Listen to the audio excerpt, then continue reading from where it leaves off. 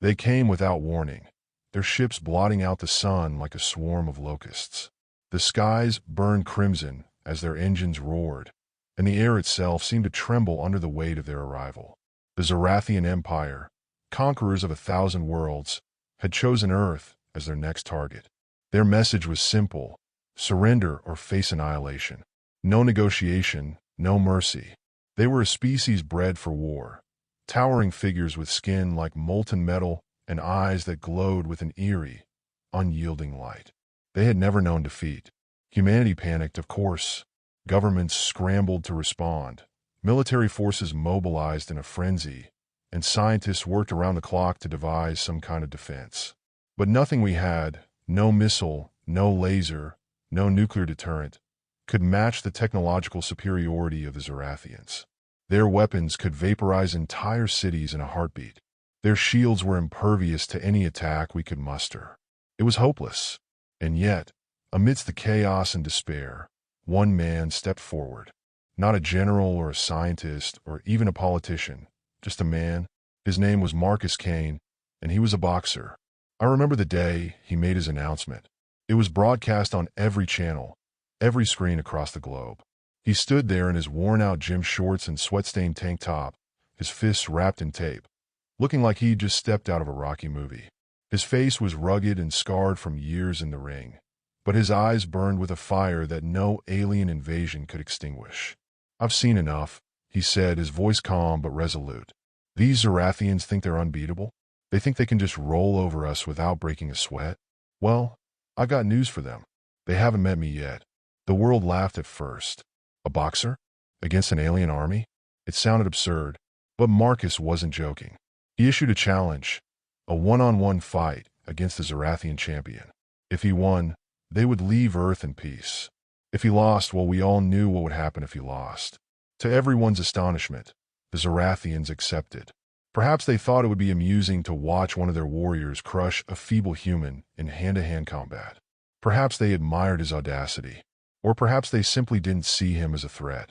The fight was set for 1 week later in what remained of Madison Square Garden, a fitting arena for what would become the most important bout in human history. The Zorathians sent their champion ahead of time, General Zalraxis, a towering behemoth clad in armor that shimmered like liquid mercury. He stood over 8 feet tall and carried himself with the confidence of someone who had never been defeated. Marcus didn't flinch when he saw him for the first time. He just nodded and said, "You're big. That's good. Makes you an easier target." The week leading up to the fight was surreal. While scientists analyzed Zalraxis' physiology and strategists debated tactics, Marcus trained like it was just another title match. He ran through the rubble-strewn streets at dawn, shadowboxed under the flickering lights of his old gym, and sparred with anyone brave enough to step into the ring with him. But it wasn't just physical training, it was mental too. Marcus studied tapes of every great fighter in history: Ali, Tyson, Pacquiao, Bruce Lee, even fictional ones like Ip Man and Rocky Balboa. He absorbed their techniques and philosophies, blending them into something uniquely his own. When fight night arrived, the world held its breath. The arena was packed with humans and Zorathians alike, the former desperate for hope, the latter eager for entertainment. The atmosphere crackled with tension as Marcus stepped into the ring wearing nothing but his gloves and trunks. Across from him loomed Zalraxis, his metallic skin gleaming under the harsh lights. The referee, a neutral party from some intergalactic council, laid out the rules. No weapons, no interference, no mercy. The bell rang. Zalraxis charged like an avalanche, his massive fists swinging with enough force to shatter concrete. But Marcus ducked under the first blow with uncanny precision and countered with a lightning-fast jab that snapped Zalraxis' head back. It was like watching David versus Goliath. But this David wasn't relying on luck or divine intervention. He was relying on years of blood, sweat, and tears, on countless hours spent perfecting his craft, on sheer human determination. Round after round passed as Marcus danced around Zalraxis' lumbering attacks, landing punch after punch with surgical accuracy. The alien's confidence began to waver as cracks appeared in his armor, literal cracks where Marcus's fists had struck with unrelenting force. By the 10th round, Zalraxis was staggering like a drunkard at last call, while Marcus stood tall despite bruises and bloodied knuckles. And then it happened, the moment that would go down in history as humanity's finest hour. Marcus feinted left before unleashing an uppercut so powerful it seemed to defy gravity itself. A movie later called The Earthquake. It connected squarely with Zorathion's jaw, or whatever passed for a jaw, sending him crashing to the mat in slow motion. The crowd erupted as the referee counted down to 9-8. Zorathian didn't get up. Marcus Kane, the man who refused to back down, had done what no one thought possible. He defeated an alien champion using nothing but boxing gloves and grit. The Zorathians kept their word. They left Earth untouched, and Marcus became a legend overnight. Not just as a fighter, but as proof that humanity could overcome any challenge through hard work and determination. As for me, I'll never forget standing there amidst cheering crowds while Marcus raised his fist triumphantly toward the heavens. A reminder that sometimes all it takes is one person willing to fight back against impossible odds. The aftermath of the fight was unlike anything the world had ever seen.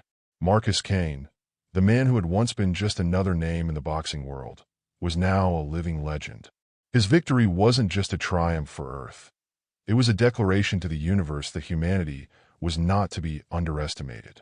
The Zorathians, true to their word, boarded their colossal ships and left Earth's orbit without another word. But their departure wasn't one of shame, it was one of respect. I remember standing there in the ruins of Madison Square Garden as Marcus was hoisted onto the shoulders of soldiers, civilians, even former skeptics who had doubted him just days before. The air was electric with celebration, but Marcus didn't bask in it for long. He raised a hand to quiet the crowd, his face still bruised and swollen from the fight, but carrying an expression of quiet determination. "This wasn't just my victory," he said, his voice carrying over the cheers. "This was our victory. Every punch I threw, every step I took, it was for all of us. For every person who's ever been told they weren't strong enough, fast enough, smart enough. For everyone who's ever faced impossible odds and refused to back down. We showed them what humanity is made of." The crowd erupted again, and for a moment, it felt like all the fear and despair that had gripped the planet since the Zorathians' arrival had been washed away. But even as people celebrated, there was an unspoken question lingering in the air. What happens now? The answer came sooner than anyone expected. A week after the fight, while Earth's leaders were still scrambling to rebuild and reassess their defenses, a single Zorathian ship returned. It hovered silently over New York City for hours, its sleek metallic surface gleaming in the sunlight. People watched nervously from below, unsure whether this was an act of retaliation or something else entirely. When the ship finally descended and its ramp extended, it wasn't an army that emerged, it was a delegation. At their head was none other than General Zorathian himself, his once imposing frame now marked by faint scars from his battle with Marcus. He carried no weapons and wore no armor, only a simple robe that shimmered faintly with alien symbols. Marcus was there to meet them, flanked by military officials and diplomats who looked ready to intervene at the first sign of trouble. But Zorathian didn't come to fight. He approached Marcus slowly, his glowing eyes fixed on the man who had bested him in combat. When he spoke, his voice resonated like thunder rolling through a canyon. "You have earned our respect," he said simply. "In all our conquests across the stars, we have never encountered a species with such resilience." Marcus crossed his arms, unfazed by the towering alien's presence. "Is that why you're here? To congratulate me?" Zorathian inclined his head slightly, a gesture that might have been a nod or a bow. "Partly, but also to learn." The crowd murmured in confusion as Zorathian gestured toward his delegation. "We are warriors by nature," he continued. "Our strength lies in our technology, our strategy, but never before have we encountered a form of combat like yours, so raw, so unyielding. You fought not just with your fists, but with your spirit." Marcus raised an eyebrow. "And what do you want me to do about it?" Zorathian's glowing eyes seemed to brighten slightly as he answered. "Teach us." The words hung in the air like a thunderclap. "Teach them? Teach aliens how to fight?" It sounded insane, like something out of one of those cheesy sci-fi movies Marcus used to watch as a kid, but Zorathian wasn't joking. "You misunderstand," Zauraxis said when he saw Marcus's hesitation. "We do not seek your techniques to conquer others. We seek them to understand you better, and perhaps ourselves as well." It took days of deliberation before Marcus finally agreed. Not because he trusted the Zorathians, but because he saw an opportunity in their request. If humanity could teach them something about resilience and determination, maybe they could learn something in return about their technology, their culture, maybe even about how to prevent future conflicts. And so began one of the strangest chapters in human history. Marcus Kane training an alien delegation in the art of boxing. At first it was chaos. The Zorathians were physically imposing but lacked finesse. They relied too heavily on brute strength and struggled with concepts like footwork or timing. Marcus spent hours drilling them on basics, jabs, hooks, combinations, even how to take a hit without losing focus. But as weeks turned into months, something remarkable happened. They started to improve, not just as fighters but as individuals. Their rigid discipline softened into something more fluid.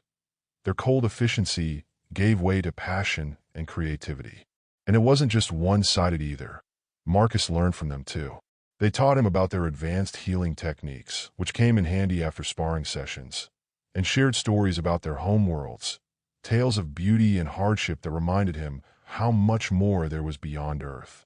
In time, what began as a strange partnership grew into something resembling friendship, or at least mutual respect. When Zauraxis finally returned to his people months later, he left behind more than just knowledge. He left behind hope. Hope that even across vast distances and differences, understanding was possible. Hope that humanity's greatest strength wasn't its technology or its weapons, but its ability to inspire others through sheer willpower. As for Marcus, he went back to his gym, not because he needed to train anymore, but because that's where he felt most at home. And every now and then when someone asked him how it felt to save Earth with nothing but his fists, he'd just smile and say, "It wasn't just me. It was all of us." But the story didn't end there. It never does it? Peace is a fleeting thing, like the calm between rounds in a fight. You catch your breath, wipe the sweat from your brow, and brace yourself for the next bell. And for humanity, the next bell came sooner than anyone expected. It started with whispers, rumors of other alien civilizations taking notice of Earth after Marcus's victory.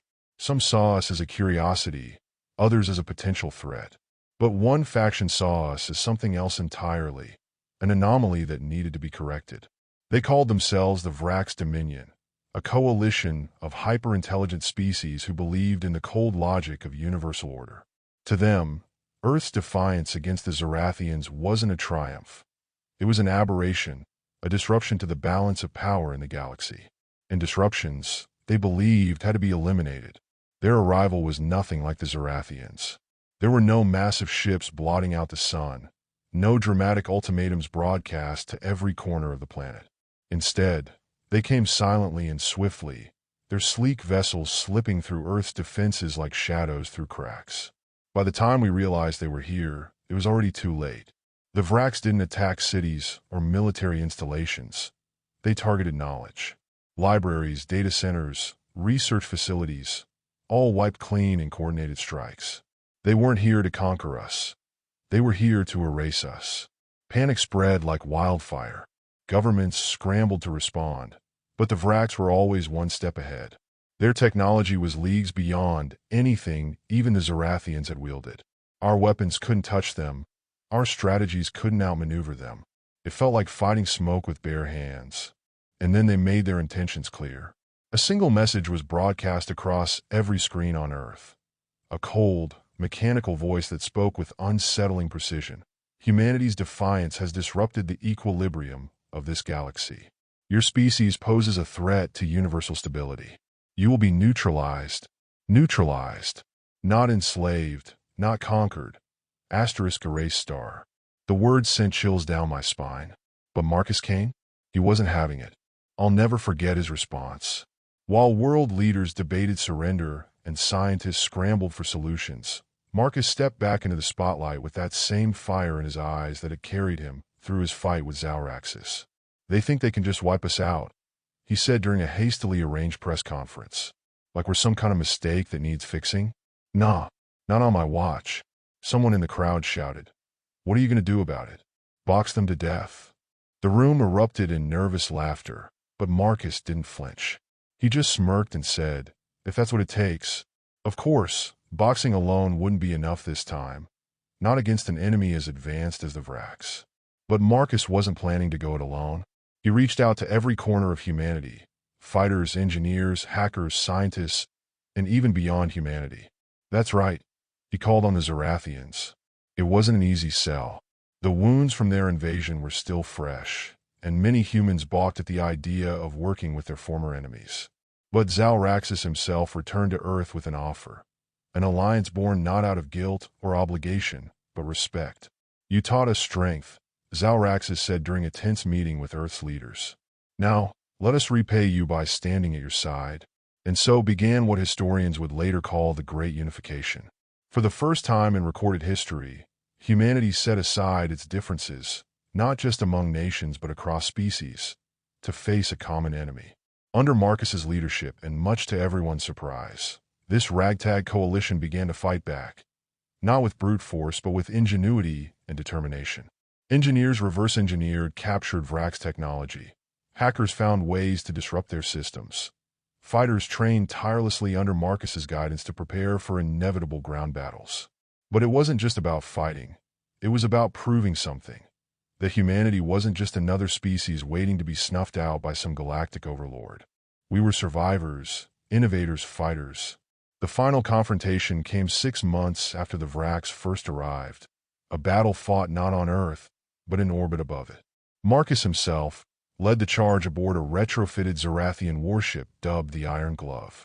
It was a gamble, a desperate plan involving coordinated strikes on key Vrax vessels while ground forces defended what remained of Earth's infrastructure. I wish I could describe every detail of that battle, the way entire fleets danced like fireflies against the backdrop of stars, how Marcus stood at the helm of the Iron Glove, barking orders while dodging enemy fire, how ordinary people back on Earth banded together to keep hope alive even as destruction rained down around them. But what I remember most vividly is how it ended.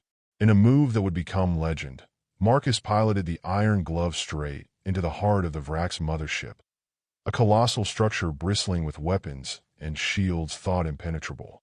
Using every ounce of skill and courage he had left, he exploited a weakness discovered by human hackers and Zorathian engineers, a tiny flaw in their energy core. The resulting explosion lit up the sky like a second sun, and when it cleared, the Vrax fleet was gone. Marcus survived, barely, and when he returned to Earth amidst cheers and tears, he said only this: we don't quit. Not now, not ever. And that's why we're still here today. Why humanity still stands tall among the stars as a beacon of resilience and defiance against impossible odds. Because one man dared to throw a punch when everyone else was ready to give up, and because we all followed his lead. Marcus Kane didn't want to be a hero. He never did. After the battle against the Vrax, he returned to Earth hoping for peace, for quiet, for a chance to finally hang up his gloves and live like a normal man.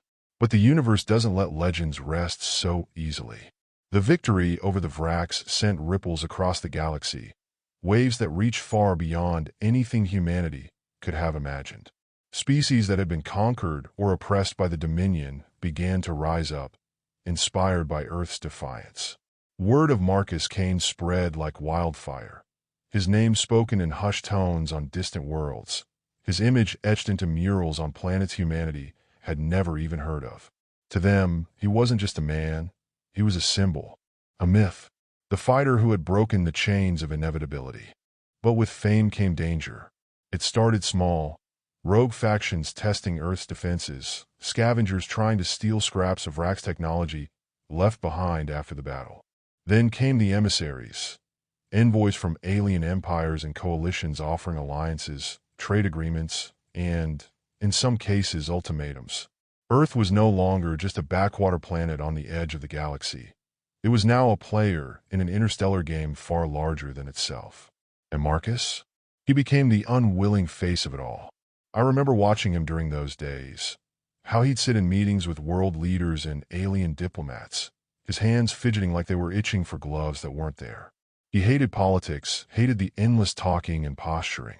But he endured it because he knew what was at stake. Fighting simple.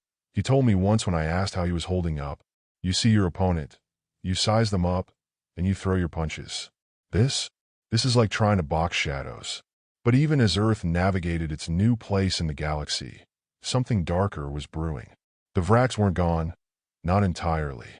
Fragments of their fleet had survived the battle, scattered across distant systems. And while their empire had been shattered, remnants of their leadership clung to power like rats on a sinking ship. They weren't interested in diplomacy or revenge. They wanted something far more dangerous: restoration. Rumors began to surface of Vraks warlords rallying their forces, consolidating what little strength they had left. At first, it seemed like nothing more than desperate posturing from a defeated enemy. But then came reports of raids on neutral planets, raids where entire populations vanished without a trace. And then they came for Marcus. It happened one night while he was training alone in his old gym, a place he'd stubbornly refused to abandon despite its crumbling walls and flickering lights. I wasn't there when it happened, but I saw the aftermath. Scorch marks on the walls, shattered windows, and blood, Marcus's blood, splattered across the ring. They didn't kill him. They took him. The news hit Earth like a thunderbolt. The man who had become our symbol of resilience, the man who had saved us all, was gone. And worse still, no one knew where or why. But if the Vraks thought they could break humanity by taking Marcus Kane, they underestimated just how much he'd taught us. The response was immediate and overwhelming. The Zorathians pledged their fleets to help track him down. Scientists worked around the clock to analyze traces left behind at the scene of his abduction. Fighters trained harder than ever before, determined to carry on his legacy if necessary. And me? I joined them. I wasn't a fighter. I never had been. But Marcus had this way of making you believe in yourself even when you didn't think you could do anything at all. So I picked up gloves for the first time in my life and started training alongside people who'd been inspired by him, just like I had. It took months of searching star systems, interrogating captured Vraks loyalists, and following leads that often turned out to be dead ends. But eventually we found him. He was being held on an abandoned mining colony orbiting a dying star, a place so remote it barely registered on any galactic maps.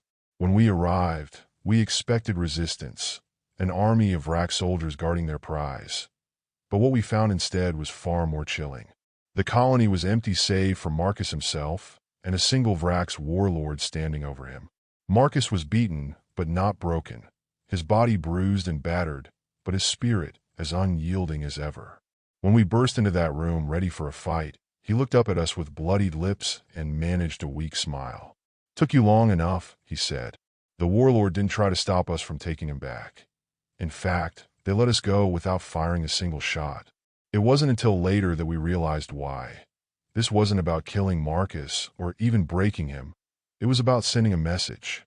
The Vraks wanted us to know they weren't done yet, that even in defeat they were still dangerous. And they wanted Marcus Kane, the symbol of everything they hated, to carry that message back to Earth himself. But if they thought fear would stop us, well, they clearly hadn't learned their lesson yet." Marcus recovered quickly, faster than anyone expected. And when he did, he made one thing clear. This wasn't over until we said it was over. "We didn't come this far just to survive," he said during what would become one of his most famous speeches. "We came this far to thrive, to show this galaxy what humanity's made of." And so began humanity's next chapter. Not one of defense, but of exploration and expansion. Not one of fear, but of hope. Not one where we waited for threats to come to us, but where we took our place among the stars as equals, as fighters, as survivors. Marcus Kane didn't want to be a hero, but sometimes heroes don't get a choice. And as long as there are battles left to fight, as long as there are people who need someone to stand up for them, you can bet Marcus will be their gloves on, ready for whatever comes next. The years that followed Marcus Kane's rescue were transformative, not just for Earth, but for the galaxy itself. The Vrak's remnants were hunted down one by one, their ambitions for restoration crushed under the weight of a united humanity and its newfound allies. But this wasn't just a military victory, it was something far greater. It was the beginning of an era where humanity's greatest strength wasn't its technology, its weapons, or even its resilience. It was its spirit, the indomitable will to fight, to adapt, and to grow. Marcus became more than a symbol. He became a teacher. What started as a small initiative, a few boxing gyms opened to train humans and Zorathians side by side, soon grew into something extraordinary. Martial arts schools sprang up across Earth and beyond, blending human techniques with alien physiology and philosophies. Boxing, Muay Thai, Jiu-Jitsu, Taekwondo, every style of combat humanity had ever developed found its way into these schools. And from the Zorathians came their own brutal grappling techniques. From other species, strange and fluid forms of movement that defied human understanding. The galaxy began to take notice. Delegations from countless alien civilizations arrived on Earth, not with weapons or threats, but with open hands and eager minds. They came not to conquer, but to learn. Humanity had become the galaxy's greatest repository of martial knowledge, and Marcus Kane was its grandmaster. The art of combat evolved into something more than just fighting. It became a universal language. Sparring matches replaced diplomatic negotiations in some cases, with disputes settled not by words or wars, but by skill and respect in the ring. Martial arts tournaments became interstellar events, drawing competitors and spectators from every corner of the galaxy. And through it all, Marcus remained at the center, not as a competitor, but as a mentor. I remember the last time I saw him. It was years after the Vrax threat had been extinguished, during the inaugural Galactic Martial Arts Summit. The event was held on a massive space station orbiting Earth, a gleaming symbol of unity built by humans and aliens working together. Fighters from over 100 species gathered there to compete, each bringing their own unique styles and techniques. Marcus didn't fight that day. He didn't need to. He sat in the front row alongside Zoraxis, now a close friend, and watched as his legacy unfolded before him. I asked him how it felt to see what he'd built, how it felt to know that humanity had become the galaxy's greatest teachers of martial arts. He smiled, a quiet, humble smile that still carried that same fire I'd seen in him so many years ago when he first stepped into the ring against Zoraxis. "It's not about me," he said simply. "It never was. It's about us, all of us, pushing each other to be better, stronger, smarter. That's what fighting's always been about. Not tearing each other down, but building each other up." And then he turned back to watch the matches unfold. Humans sparring with aliens twice their size, Zorathians trading blows with species that moved like liquid shadows. And I realized something. This wasn't just about martial arts anymore. This was humanity's gift to the galaxy. The idea that strength wasn't just about power or dominance, but about discipline, perseverance, and mutual respect. By the time Marcus passed away years later, peacefully in his sleep at the age of 87, he wasn't just remembered as the man who saved Earth, or even as the greatest fighter who ever lived. He was remembered as something far greater, a bridge between worlds, a teacher who showed us all that no matter how different we might seem on the surface, we all share the same spirit deep down, the spirit to fight for what we believe in and to never give up. Today, humanity stands as one of the most respected civilizations in the galaxy, not because of our technology or our military might, but because of what we taught others, that even in a universe filled with conflict and chaos, there is beauty in struggle and strength in unity. And somewhere out there, in gyms on distant planets or arenas orbiting alien suns, you can still hear his name whispered with reverence. Marcus Kane, the man who fought with his fists but changed the galaxy with his heart. Humanity didn't just survive, we thrived. And now, we stand tall among the stars, not as conquerors, but as teachers, as warriors, as legends. And it all started with one man and two fists wrapped in tape.